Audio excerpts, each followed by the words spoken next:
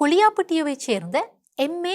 ரங்கநிஷாந்த் சுமார் 50 வயதுடைய குறித்த அந்த அதிகாரி இன்றைக்கு சடலமாக மீட்கப்பட்டிருக்கிறார். அவருடைய மரணம் தொடர்பாக பல சந்தேகங்கள் வெளிப்படுத்தப்படுகின்றன. இது கொலையா, தற்கொலையா?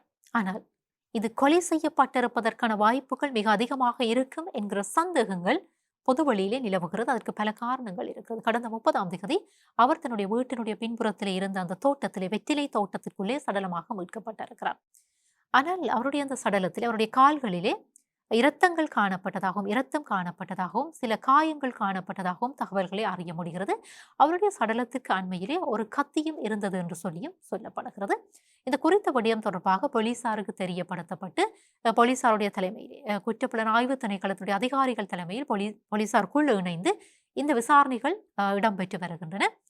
அதாவது அமைச்சினாலே 4 சட்ட வைத்திய அதிகாரிகள் நியமிக்குமாறு கோரப்பட்டிருந்தது. இருந்த போதிலும் 3 சட்ட விசாரணை அதிகாரிகளுடைய தலைமையிலே, அதாவது சட்ட வைத்திய அதிகாரிகளுடைய தலைமையிலே இந்த விசாரணைகள் இடம்பெற்று வருகின்றனவாம்.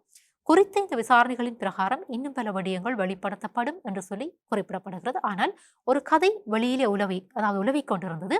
இந்த விசாரணைகளிலே இருந்து இந்த அதிகாரி தப்பி ஓடி வந்து விட்டார் என்றெல்லாம் கதைகள் புழக்கத்திலே இருக்கின்றன. ஆனால் அது உண்மை இல்லை என்று சொல்லியும் தென்னிலங்கையை மையப்படுத்திய செய்திகளை அறிய முடிகிறது. இந்த விசாரணைகளுக்கு ஒத்துழைப்பை வழங்கிய அதிகாரி என்று சொல்லியும், ஆனால் இந்த குறித்த பணியிடை நீக்கம் செய்யப்பட்ட பிற்பாடு அந்த அதிகாரி தன்னுடைய வெற்றிலை தோட்டத்திற்குள்ளே இந்த பணிகளில் ஈடுபட்டு வந்தார் என்று சொல்லியும், விவசாயத்தில் ஈடுபட்டு வந்தார் என்று சொல்லியும், அங்கே விவசாய கூலி ஆட்களை அவர் நியமித்திருந்தார் என்று சொல்லியும், ஆகவே அவர் தற்கொலை செய்து கொள்வதற்கான வாய்ப்புகள் இல்லை என்று சொல்லியும் சொல்லப்படுகிறது. ஆனால் மறுபுறத்திலே இந்த மின்னஞ்சல், நான் ஏற்கனவே குறிப்பிட்டிருந்தேன், மின் அஞ்சலினுடைய இறுதி எழுத்துக்களை மாற்றி இந்த பணப்பரிமாற்றம் இடம்பெற்றிருக்கிறது, இந்த மோசடி இடம்பெற்றிருக்கிறது.